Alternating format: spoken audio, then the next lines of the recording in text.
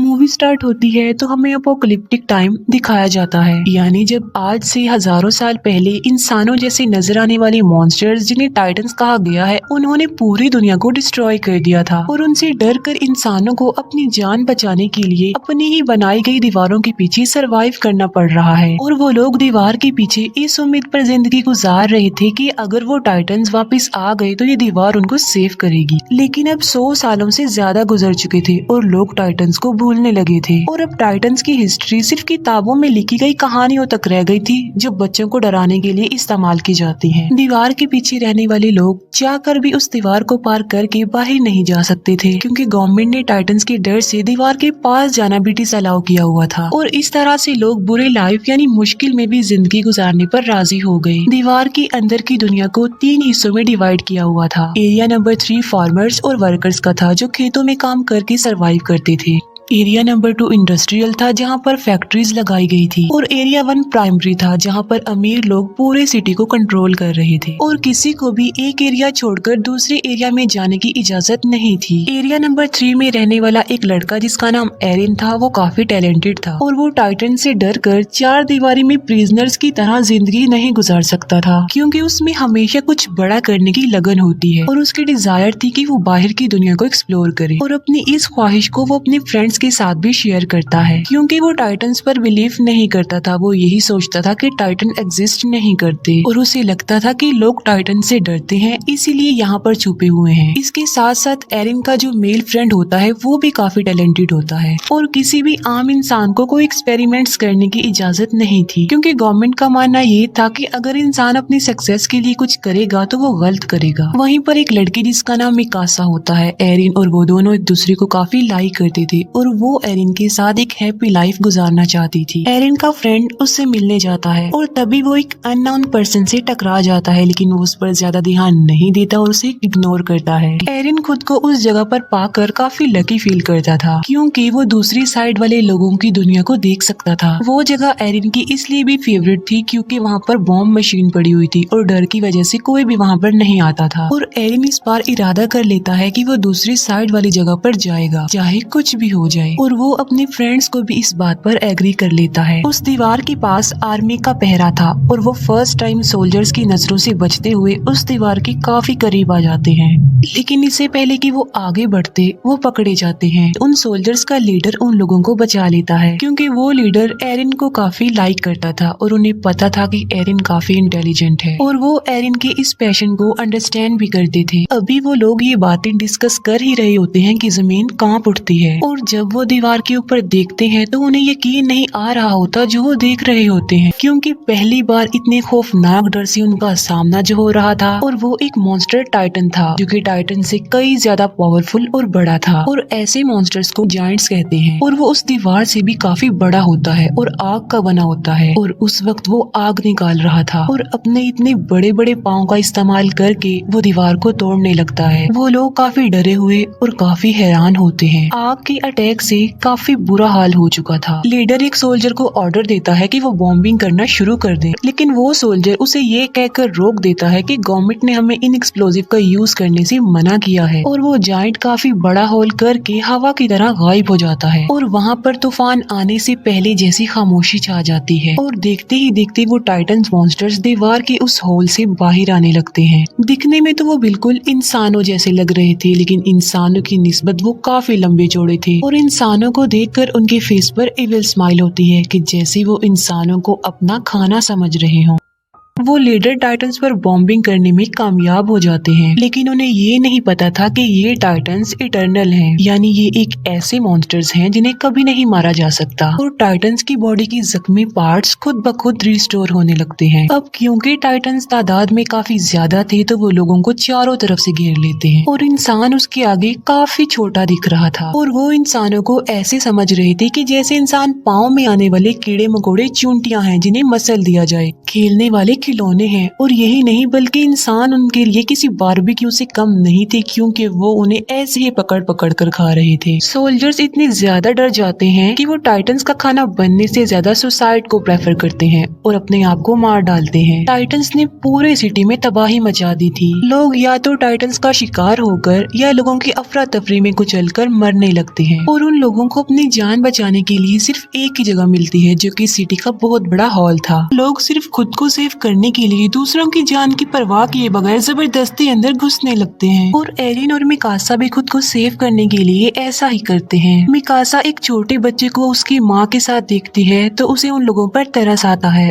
और वो उस बच्चे को सेव करने की वजह से बाहर ही रह जाती है और एरिन लोगों की भीड़ में घसीटते हुए हॉल के अंदर चला जाता है और हॉल का दरवाजा बंद कर दिया जाता है। एरिन उस हॉल के डोर को खोलने की कोशिश करता है, लेकिन लोग उसे ऐसा करने से मना कर देते हैं। मिकासा ने उस छोटे बच्चे को पकड़ा होता है और एक टाइटन मिकासा की तरफ ही आ रहा होता है। एरिन जो कि मजबूर होता है और कुछ भी नहीं कर पाता और टाइटन मिकासा और उस बच्चे दोनों को निगल जाता है और अचानक से वहाँ पर खामोशी छा जाती है। एरिन किसी तरह जबरदस्ती करके उस हॉल से बाहर आ जाता है और वो देखता है कि जिस हॉल में सर्वाइवर्स छुपे हुए हैं, टाइटन्स उस हॉल के चारों तरफ से घेरे हुए खड़े हुए हैं और टाइटन्स उस हॉल की छत को तोड़कर लोगों को खाने लगते हैं और तेजी से लोगों का खून बहने लगता है जैसे खून की नदी बह गई हो। हालात से तंग एरिन सिटी की तरफ आगे बढ़ जाता है। इसके बाद हम 2 साल बाद के टाइम को देखते हैं, जहां हमें एरिया 2 यानी इंडस्ट्रियल एरिया दिखाया जाता है। ये लोग सेफ थे क्योंकि मजबूत दीवार की वजह से जायंट के हमले से बच गए और जो लोग पिछले हमले के सर्वाइवर्स थे वो भी यहाँ आकर बस गए,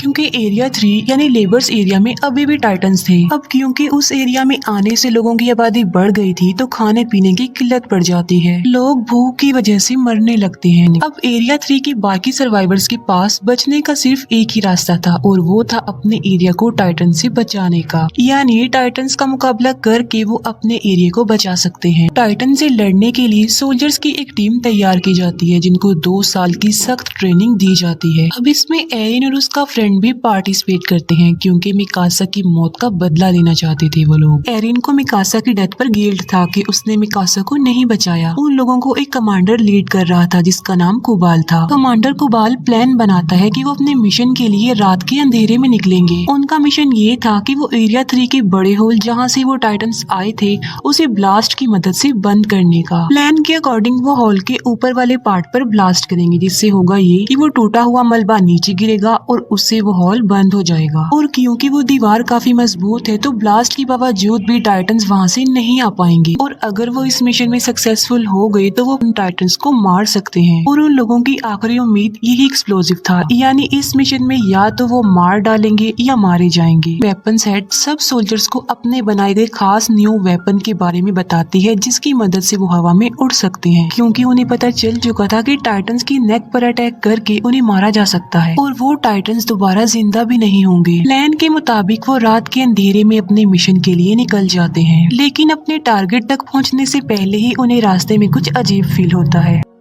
और वो लोग चेक करने के लिए जाते हैं कि आखिर क्या गड़बड़ है। वो समझते हैं कि वो सिर्फ काउस की आवाज है और जब उन्हें रियलाइज होता है कि सब ओके है तो वो चल पड़ते हैं। फिर एक लेडी को किसी छोटे बच्चे के रोने की आवाज सुनाई देती है और वो सोचती है कि बच्चा मुसीबत में है और उसे हेल्प की जरूरत है और वो उसकी हेल्प करने के लिए आगे चेक करने के लिए जाती है। एरिन भी उसके पीछे पीछे जाता है और जब उन्हें बच्चा मिल जाता है तो वो देखते हैं कि ये तो टाइटन का बच्चा है और वो जायंट बच्चा उन्हें पकड़ने की कोशिश करता है और नीचे गिर जाता है और नीचे गिरते ही वो जोरों से रोने लगता है। उसकी आवाज सुनकर सब टाइटन्स जाग जाते हैं और उधर आने लगते हैं और उन लोगों को घेर लेते हैं और अब वो लोग काफी बड़ी मुश्किल में फंस चुके थे, क्योंकि उनका सेल्फिश कमांडर कुबाल उन्हें इस मुसीबत में छोड़कर वेपन्स वाली गाड़ियां लेकर वहाँ से भाग चुका था। एरिन के फ्रेंड को टाइटन्स पकड़ लेते हैं, लेकिन वो दूसरा सोल्जर आकर उसे बचा लेता है और अब वो लोग पूरी तरह से टाइटन से घिर चुके थे। और अचानक से वहाँ पर टैलेंटेड टाइटन्स का शिकारी शिकीशिमा वहाँ पर आता है और उसने तकरीबन 10 से 15 टाइटन्स को मार डाला था। और शिकीशिमा के साथ एक और बहादुर सोल्जर थी और वो थी मिकासा। जी हाँ, वो जिंदा थी। दोनों मिलकर बहादुरी से अपने फास्ट वेपन्स का यूज करके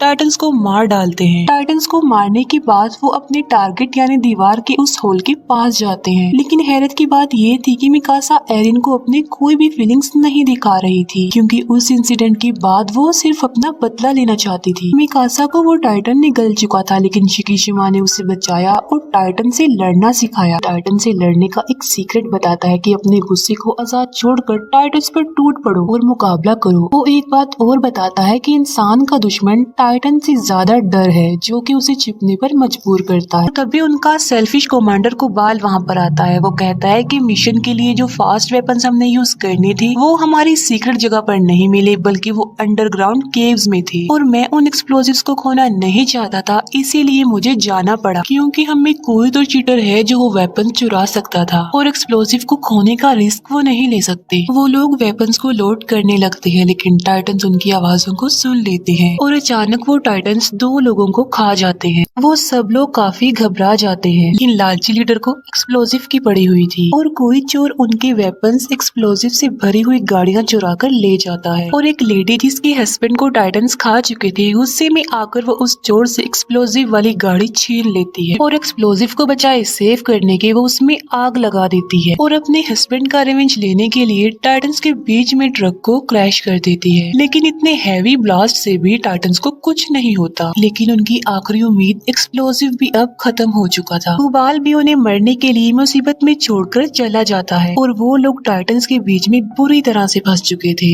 एरिन भी अब हिम्मत हार चुका था, लेकिन फिर उसे शिकीशिमा की गुस्से वाली बात याद आ जाती है और वो अपने गुस्से को आजाद छोड़कर टाइटन से मुकाबले के लिए जाता है और वो उन टाइटन्स का मुकाबला करते हुए कुछ टाइटन्स को मारने में कामयाब भी हो जाता है और फिर फाइट के दौरान टाइटन से मुकाबला करते हुए उसका एक पाँव टूट जाता है और एक टाइटन एरिन के फ्रेंड को पकड़ लेता है। सब लोग एरिन के फ्रेंड को बचाने के लिए लड़ते हैं ताकि वो टाइटन उसे निगल ना जाए। एरिन अब पूरी तरह से हिम्मत हार चुका था और वो डिसअपॉइंट हो चुका था कि वो किसी भी तरह लोगों की हेल्प नहीं कर पा रहा है, लेकिन वो फिर भी हार ना मानते हुए हिम्मत करके उठता है और बिल्कुल ठीक वक्त पर वो अपने फ्रेंड को उस टाइटन का खाना बनने से बचा लेता है। लेकिन उसे सेव करते करते वो अपना एक हाथ भी खो बैठता है और आखिरकार एक टाइटन उसे निगल लेता है और एरिन देखता है कि वो इस खतरनाक टाइटन के पेट में आ चुका है और आहिस्ता आहिस्ता डाइजेस्ट हो रहा है। ये देखकर मिकासा कंट्रोल से बाहर होकर उस टाइटन पर अटैक कर देती है, लेकिन किस्मत उनका साथ नहीं दे रही थी और मिकासा क्रैश हो जाती है क्योंकि उसका गियर खराब हो चुका था और अब मिकासा को अपनी मौत अपने सामने नजर आ रही थी क्योंकि वही टाइटन उसकी तरफ भी आ रहा था।